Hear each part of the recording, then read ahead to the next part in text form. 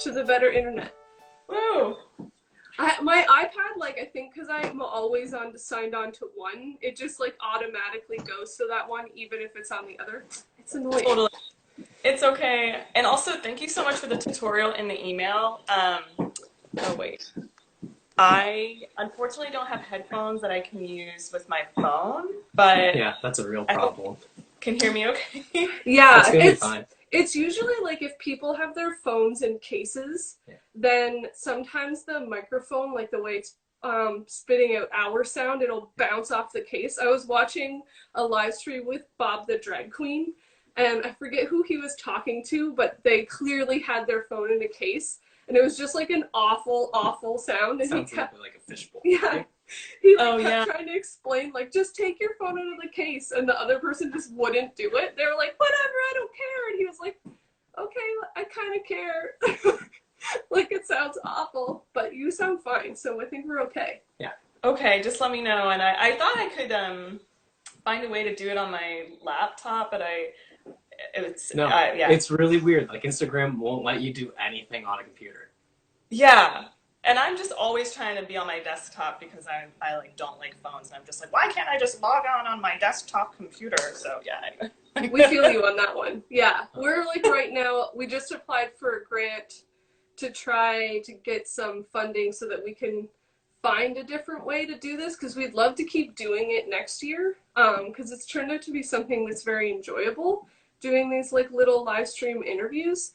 But it is kind of restrictive because we sort of feel like the best place for us is on Instagram, but it's not, I don't know, there's a lot of limitations. So yeah, we're doing some research. We haven't completely figured it out yet. Right now we've gone down a real like gamer avenue because it feels like gamers have really figured out the live streaming with multiple people situation. Screens. Yeah, so... But I think they also cool. have very expensive computers. I mean, in the meantime, I think the spontaneity and accessibility of this is pretty cool. So I agree. I think this works. It just means like we're trying to like figure out how to use like open broadcasting software so that when we would do this, it would automatically record in like a video editing program, and then we could populate it somewhere immediately. But so right now I'm recording these off of the phone onto my computer and then editing them and then uploading them to YouTube so that they can go to our Patreon page. And it's like a whole bunch of extra work. Yeah, I love that you archive them though. I think that's really important to have, and like it's nice that you're going to be able to look back over like, because you've been doing them for close to a year, right? And you're just going to have like this nice archive of interviews. Yeah, and you know what? We have bought more art this year because of this than I think we ever have in a year of our life. Yeah. Because it's been so like people are sharing a lot of like affordable things that are like just for, and a lot of people are selling online now because it's kind of the only way artists can do it. So it's actually just felt very accessible even from our perspective, which has been nice. Christian, I think you asked about Zoom. We could, but then we would have to have people like, I think that the complication of like sending out the little link and having people have the software, it's just like another fun limitation. But what time is it there? I think you're 3 hours. It's 9 o'clock, 9 a.m. Oh man, thank you so much for. It's like I like the morning, so thank you. It's totally cool. Yeah. Yeah. You just finished doing like a big live zine thing, Zine Fest, right, for San Francisco? How did that go? Yeah, San Francisco Zine Fest.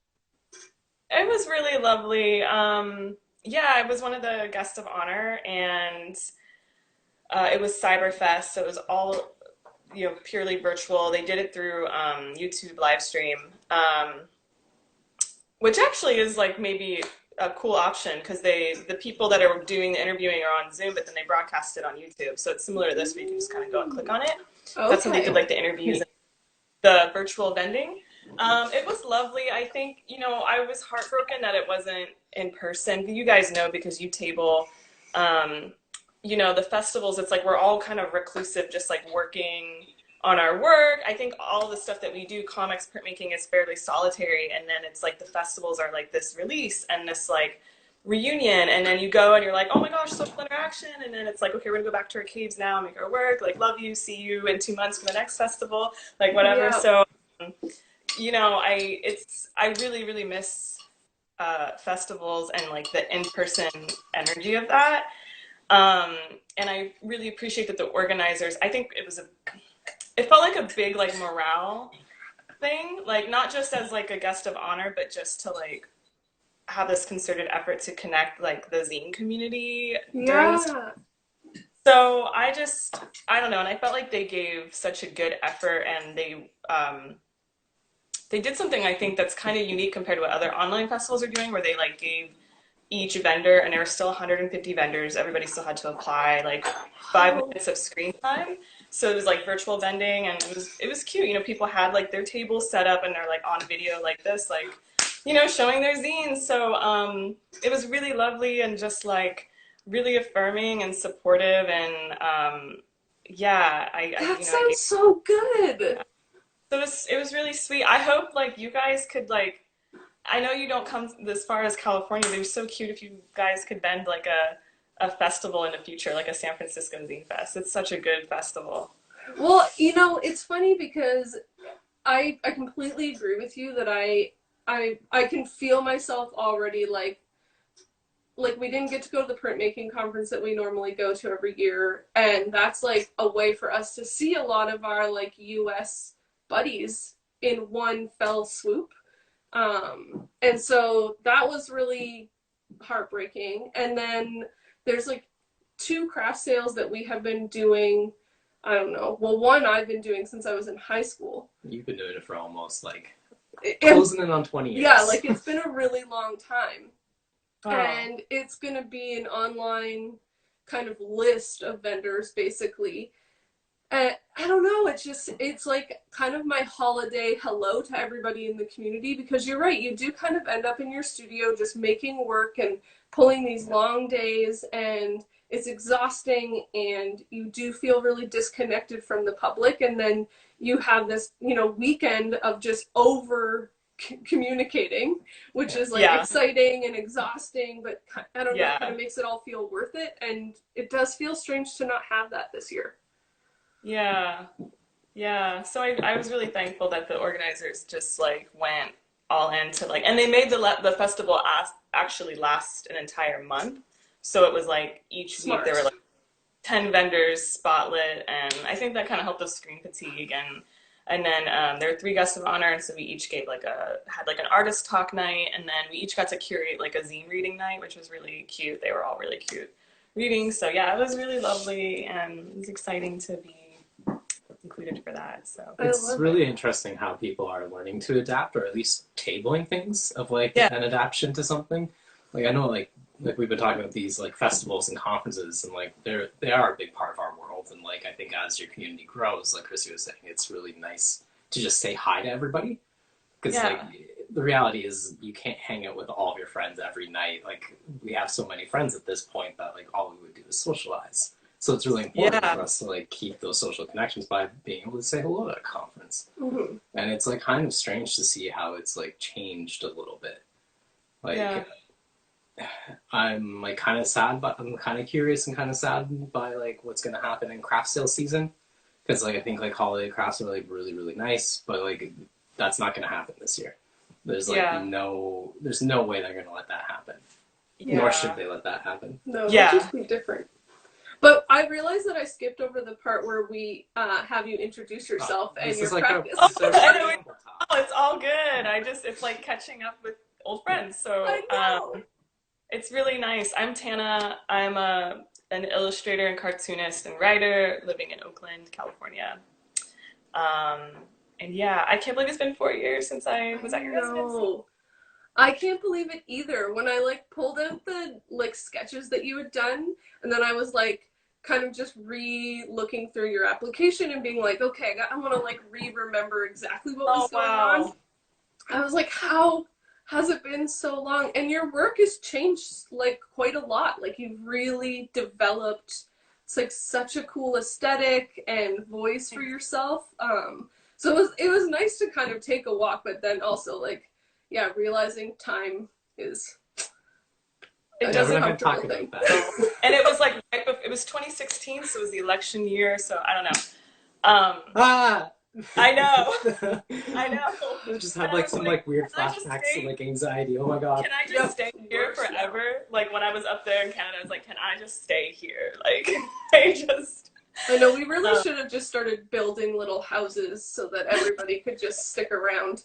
We could all be in quarantine together. Rescue us. I wanted to acknowledge though, because I don't know if I ever made it clear to you. I know like maybe in a couple messages with you, Chrissy, but it's like, because I remember when I applied for, and I did go with the intention to just be drawing the whole time, but I actually did quite a bit of writing, and I'm really thankful for that space and time to write. The residency is so peaceful and really allows for that, and all of the writing and research that I did for that is like now, it's going towards like a proposal for like a larger book project. So I just want you to know that like, that investment, that this kind of like long game of like just slowly researching and writing is paying off, and that even though I didn't produce tons of like visual art, like it was really meaningful to my writing practice actually, which was just I was only kind of just starting trying to write and draw my own comics more like around that time. So that residency was really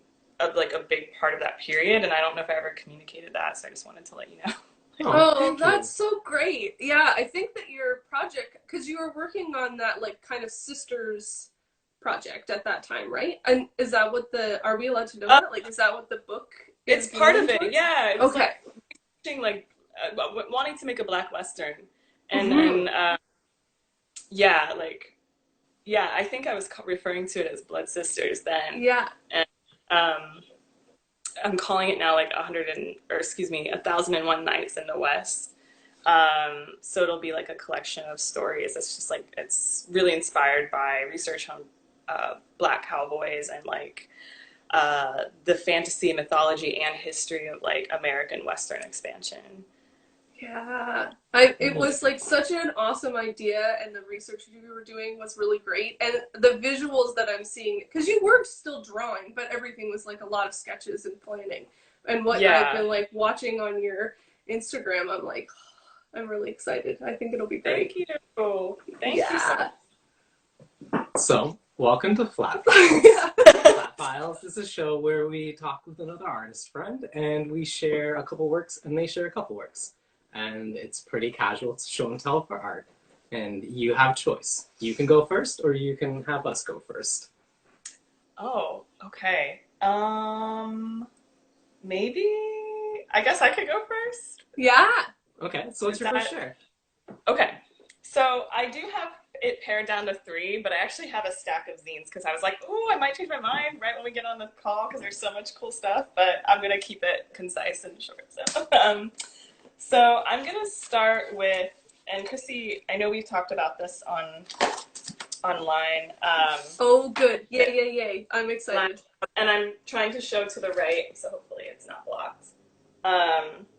Lab magazine, really dope arts magazine in the shape and form of broad newspaper, kind of like the old newspaper, harkening back to sort of like those old like Black Panther newspapers.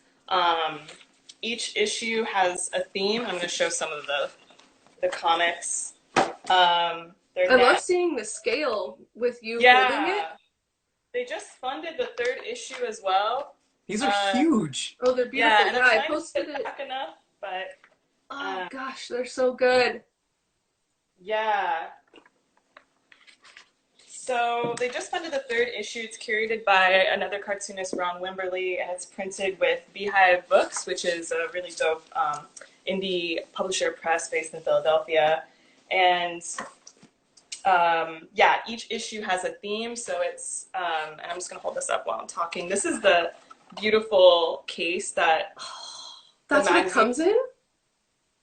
Everything is so well considered with Beehive Books. The design is always so thoughtful and just, really well considered down to the packaging and the typography. And it's like you open it up and there's like a little drawing there.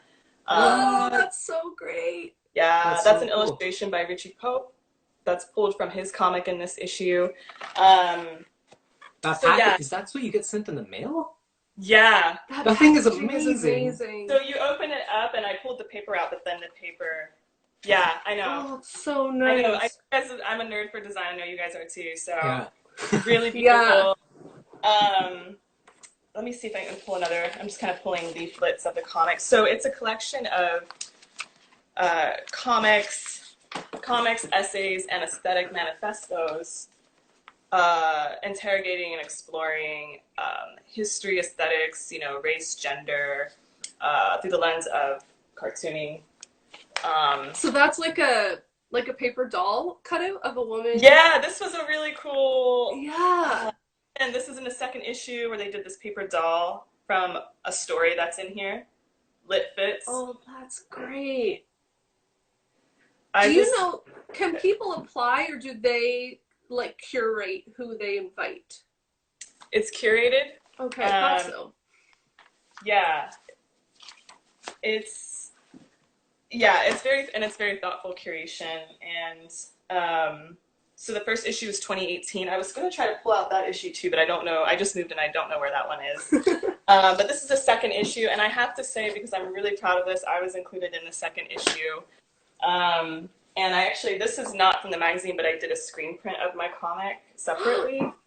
Oh, that's a nice screen print. Good colors. Thank you. This was printed by a really dope screen printer here in Oakland called Night Diver Press. It's 5-color. Oh yeah, that's lovely. They did an amazing job. Yeah.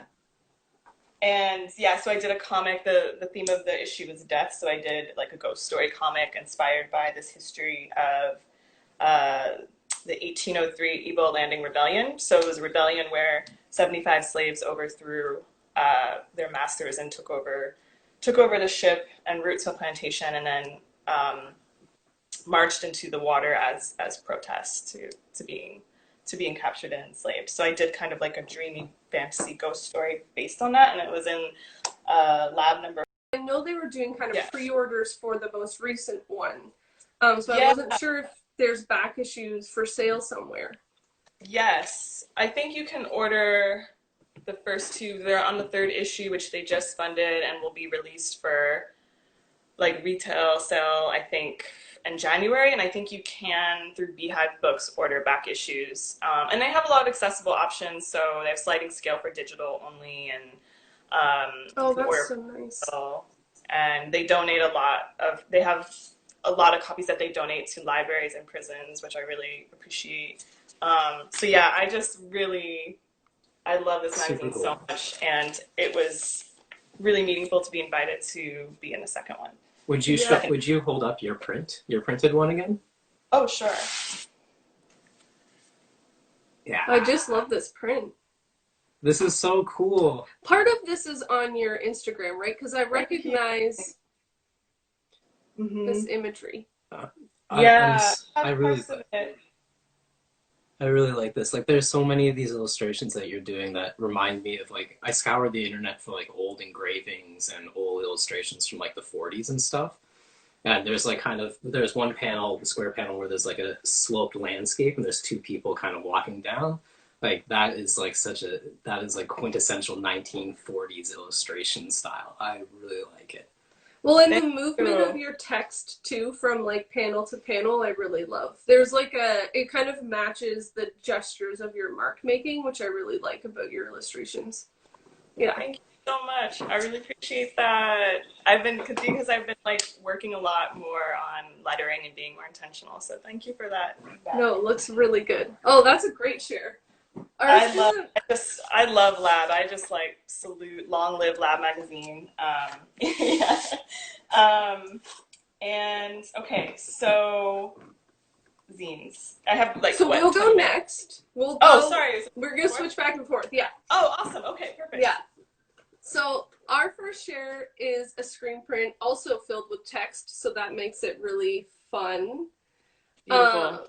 So this screen print was actually a gift to Kyle from friends of ours, because Kyle's very analytical and science I know it's all backwards.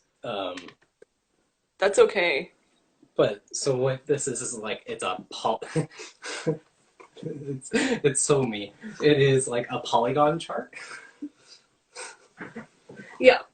So like it says like triangle, number of sides 3, interior angles 60 degrees, polygon, I can't say that name. Numbers. Oh, sorry. This is like the second side. So it goes up from like 3 to 4 to 5, 6. So like what's a 13-sided thing? It's a triskaidekagon with like interior angles. It's just the most nerdy thing ever.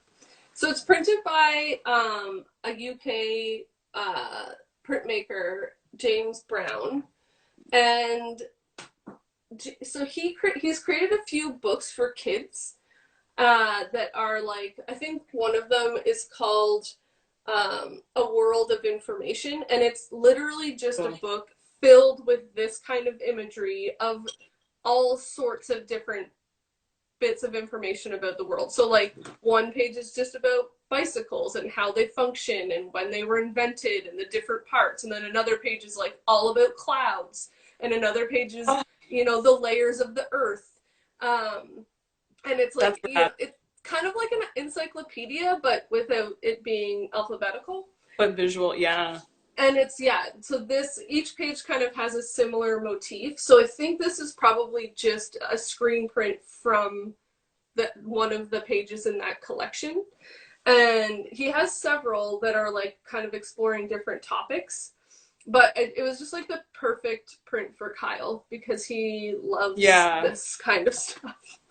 Yeah, that's definitely your aesthetic. It's a beautiful print. So yeah, I think oh no, go ahead. What? Oh, I was just gonna say I love like the illustrated science. Like that infographic, but it's like a very beautiful. Yeah, exactly. It's concise and like straightforward, but it's also like decorative feeling. I am also like a deep sucker for this blue color with like white line work, like that reference to like architectural blueprints. I just love that. I can eat that stuff up all day. Yeah, that's beautiful. So that's our first share. James Brown print that I'm pretty certain is taken from the book A World of Information. A World of Information. That's rad. Okay. I like this. And I don't know why I assumed it was just like, I'm gonna like plow through this stack of things, so I'm sorry for like jumping ahead. No, it's okay. I like your enthusiasm. It makes me really excited for whatever is on the floor beside you. Yeah. Oh, good. Yeah. I love zines and comics, so anytime you guys just want to like nerd out or whatever, I'm down.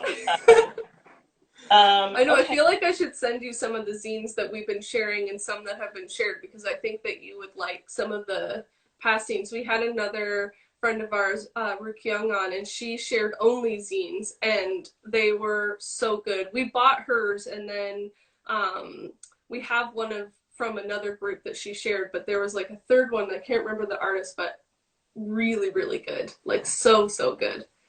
I need to find, and I will find the interview and look for that because I love, which of course I do mostly through going to random festivals and shops when I travel, but I love like just collecting. I'll send you the link. Seeing what people are reading, so. Okay, so I'm gonna share a dear friend and an amazing artist. Her name is Trinidad Escobar, and this is her erotica collection. It's called Most Intimate Friend. I know it's backwards. So she is a queer Filipina cartoonist, and this is a collection of queer erotica. It's cartooning that she's drawn. A lot of it's inspired by Filipino mythology, and she's doing like a lot of queering and sort of playing with gender dynamics, and it's just a lot of fun to read. And I love cartooned erotica, and I don't know if I'm allowed to, if it's okay to show. There's a button I click when I upload these that it is not safe for kids. Okay. We can share everything. They're just beautiful illustrations, and she has some of these on her Instagram. And it's a lot of like just beautiful kind of gothic horror as well. You can see like the horror sensibilities, which I love. The palette varies from each story to each story. So it's like a digital print, I'm assuming. It seems quite thick for a zine. It's a digital print. It's a collection of, I think, 6 flash fiction comics. Okay. And I just Are love they pencil crayon drawings? How is she doing the original art? Do you know? She's doing pencil and ink. Pencil and ink. Wow. Digital colors. This is great. So it's very radical, sort of exploration of these themes, of these mythologies and themes around gender and sexuality. And I just really love her work. And that's just like a very short, the best summary I can think of, which doesn't even do it justice. But I'll just read from the back of her book. Most Intimate Friend is a flash fiction and poetry comics collection. This book features 5 erotic tales of despair, darkness, answered and unanswered prayers. Some of the stories are queer retellings of Philippine urban legends and folklore. So, oh my gosh, this book sounds great. Cool. She's amazing. I definitely hope you check her out. I love her work. And she also does a lot of historical work around the Philippines and queer history. So really wonderful artist. I have a few more of her themes that I'll just like show you. Yes, please. Ooh, I like the format. Ooh, I love the square. Also the colors. These are also ghost stories. So Little Cornfields. It's again flash fiction. I think it's an ongoing collection. It's 1 and 2. But it's based on her experience growing up in Milpitas, California, which is like a sort of like suburb rural area south of San Francisco. Okay. So it's ghost stories from her own experience and people that she grew up with. And yeah, California Gothic is what she calls it. And, again, just beautiful, kind of sensitive illustration. Oh my gosh.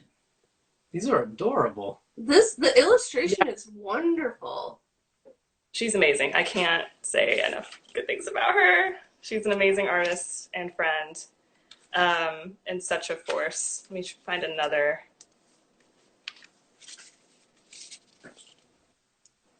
Oh my gosh, this is great. I love the texture. Yeah. It Ghost Story too. I'm very intrigued. Yes. So, yeah. That's my second share. Oh, I love it.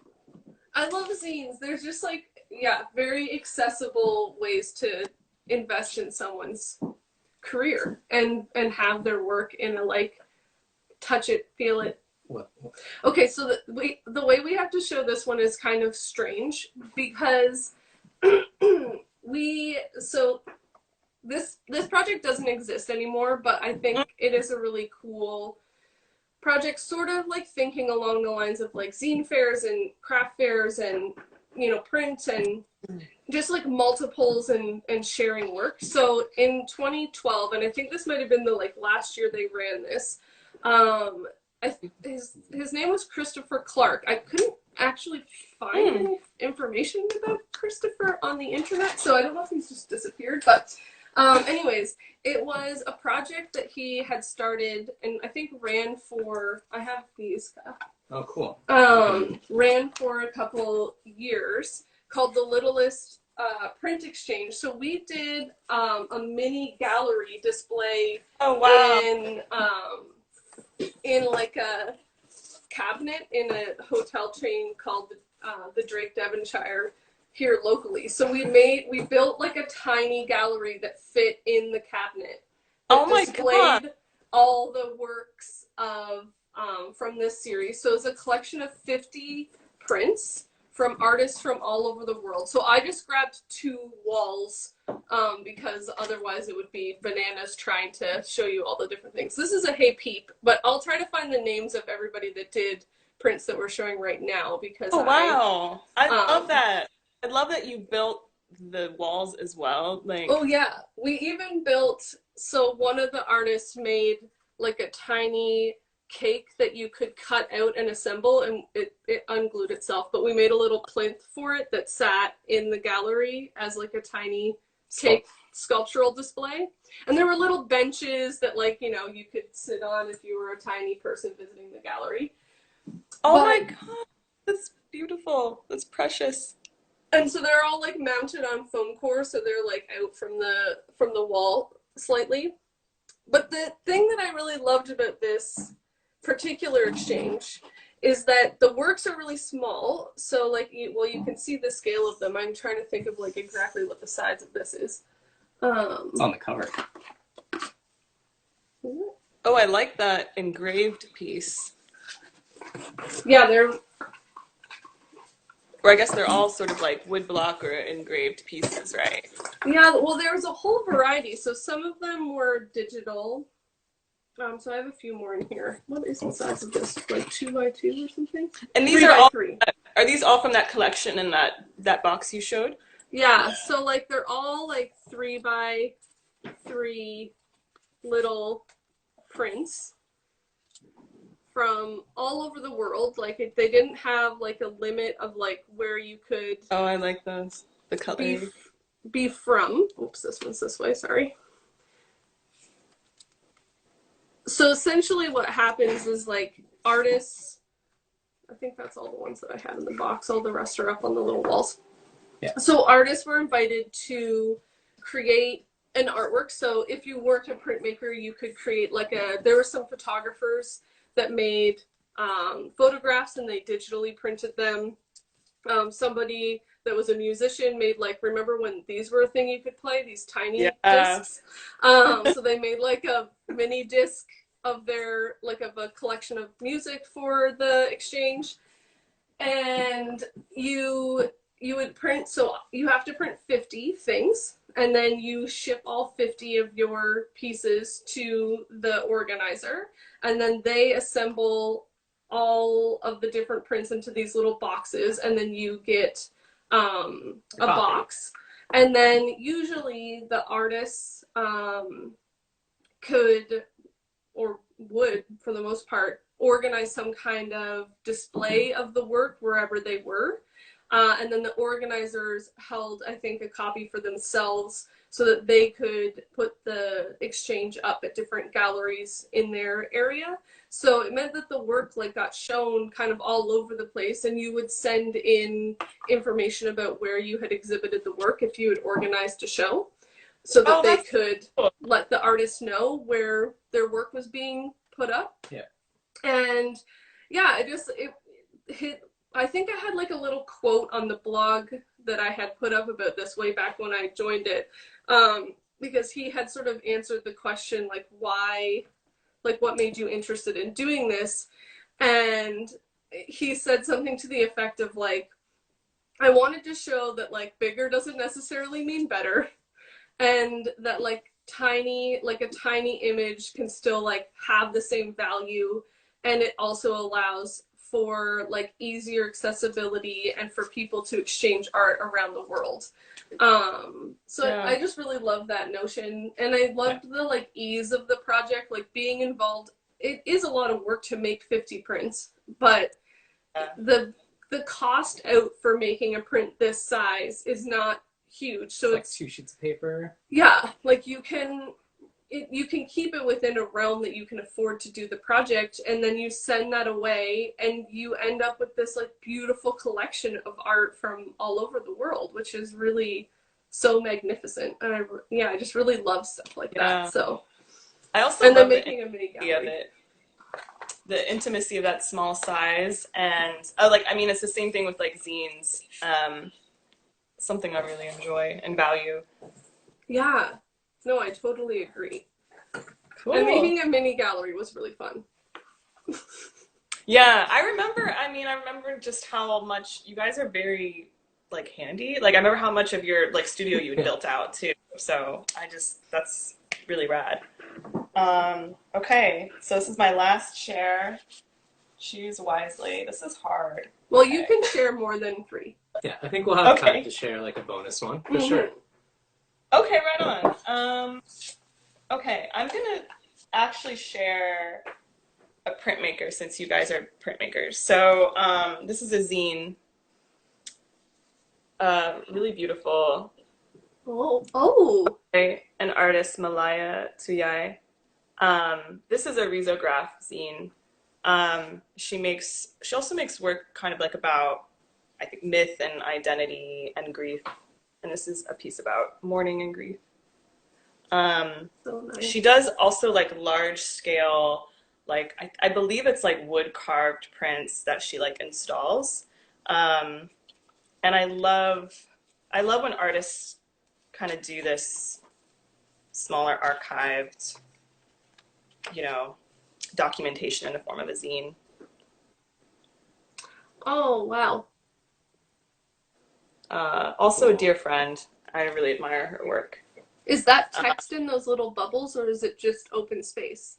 It is text, yeah. Okay. And let me get a little closer. These figures are lovely. Also, the way that it's like the thoughts are being pulled from them into these bubbles, like of, I don't know how to describe it, but I love the way that there's like, it kind of looks like it's coming from their eyes, but also their temples, like it needs to escape.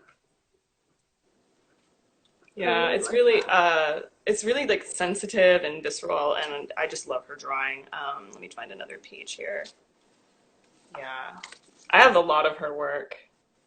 Oh, cool. Yeah. The paper color is like an interesting choice because it's like, is it like a green-ish color? Yeah, this is the paper color, which It's is like that a hospital kind of, green. yeah. It's one of my like favorite greens. the beautiful blue Mm-hmm. Riso ink. Yeah.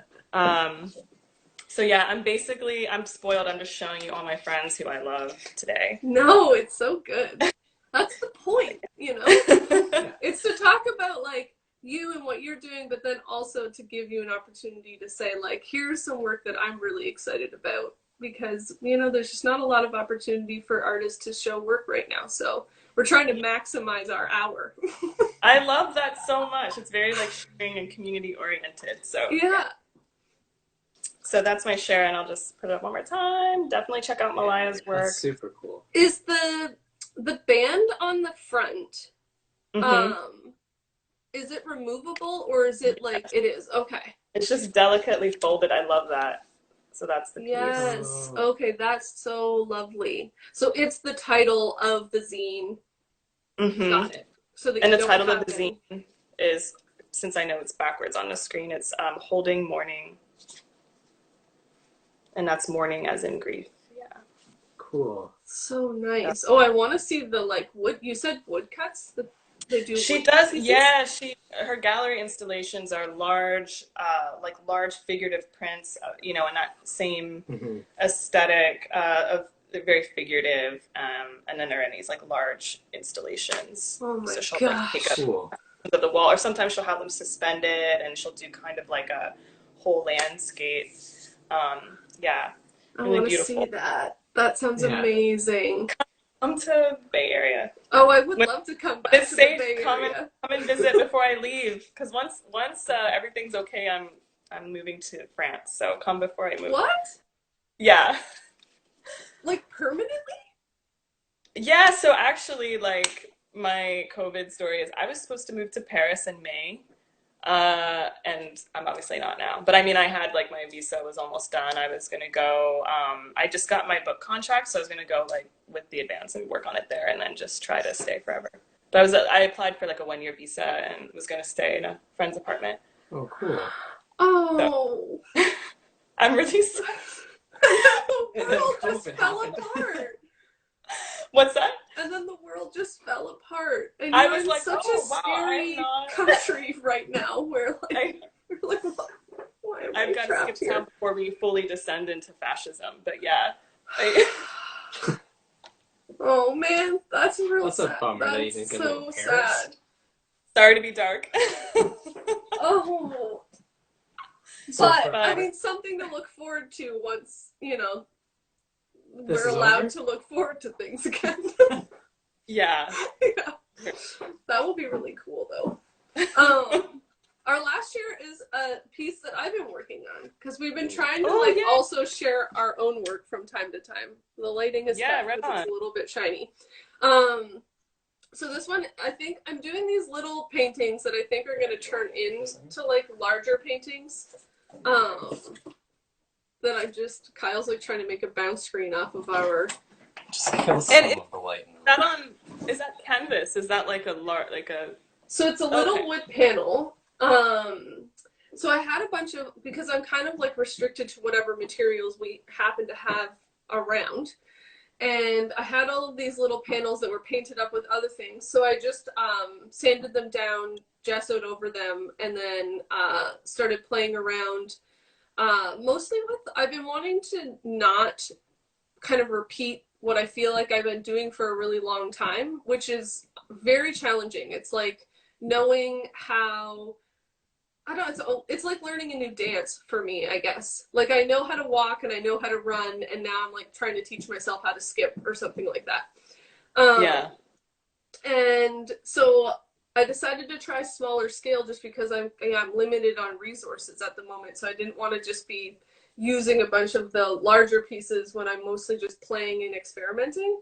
And then I want to like take these kind of more experimental sketches, even though they take months, and turn them into something larger. So, you know, just like trying to play with different textures that I normally wouldn't work with, materials that I wouldn't work with normally, and trying to limit some of the, I don't know, things that I leaned on a lot. Like I would do a lot of like cutting out paper. Spray paint was something I leaned on a lot. Painting the backgrounds like really vibrant fluorescence so that they would like make everything color in the background. Trying to like, instead of just making this a giant pink blob, which would be something I would normally do, like building up the background and creating the form by masking it with other like colors and elements. So it's been quite like a frustrating but also joyful time in the studio, because as I know, you know, that experience of like trying to push yourself in a new direction can feel really good, but also very like annoying and scary, and you sit there being like, maybe I don't really know how to do this, or like, why am I doing it, you know? Yeah, I have feeling? a thing like that almost once a day. What have you learned, or what maybe have you learned that surprised you so far in this experimental process? I've been learning that I've been learning my like method of making, I guess, that I just need to learn to be comfortable with, which is I sort of have to start where I feel safe. It's the only way to get me to actually put paint to a surface.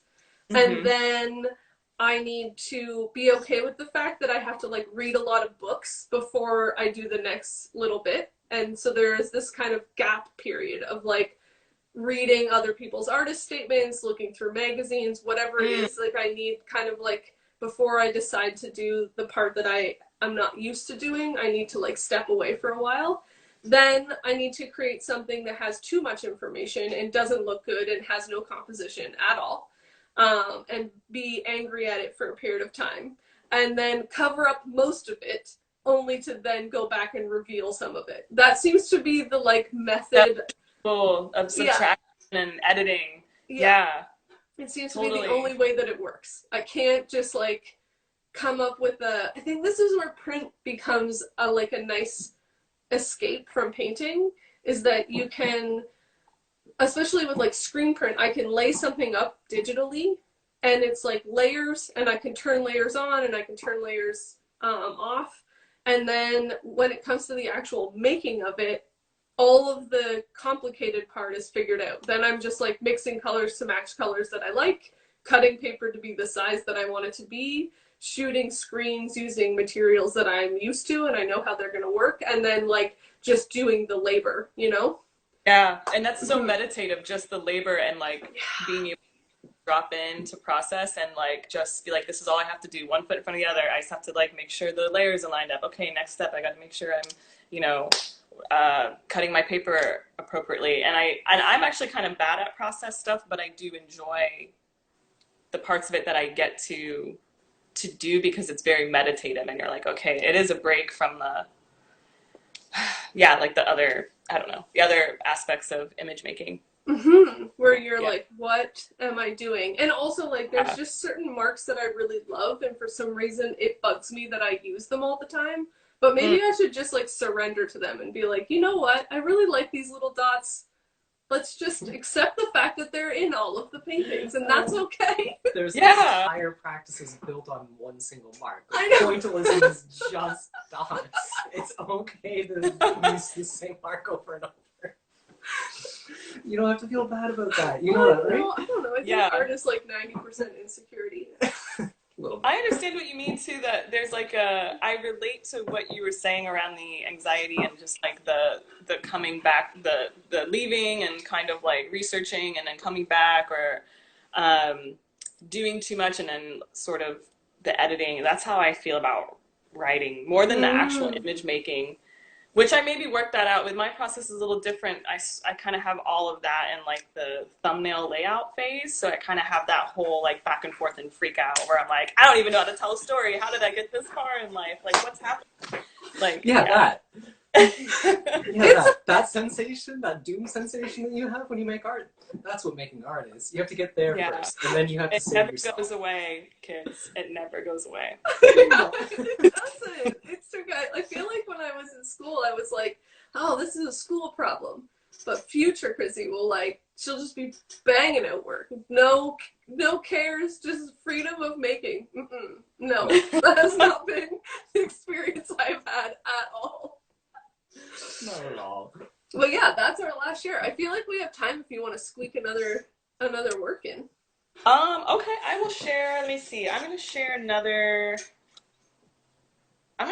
comic zine that I think this is also like a brief two-part. So this is Ansu, known as Koreangry. Okay.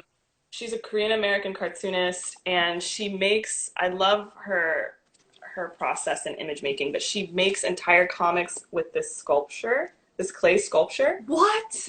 And she makes entire sets, and that's her like alter ego figure. This is fantastic. She's fucking amazing. And let me see. This whole piece is about, let's see, each one has a theme. So this is Koreangry issue number 8 in times of Trump, BTS, Parasite, and coronavirus. And even just like, I want to show the cover again because even just like the tiny props that she makes. And the little drawing elements over top. It's so unapologetic as well. And I wish that the text showed up correctly. Oh my gosh, the little food eating scene? Yeah. Oh. This is so in like good. post editing, I'll flip all of the video so that you can actually read it when we post it to our Patreon page. So like you guys. That's so cool that it's just like little tiny like macro photos of a little scene. History timeline. Wow. So she also includes like ephemera and like historical artifacts in each issue. That is awesome.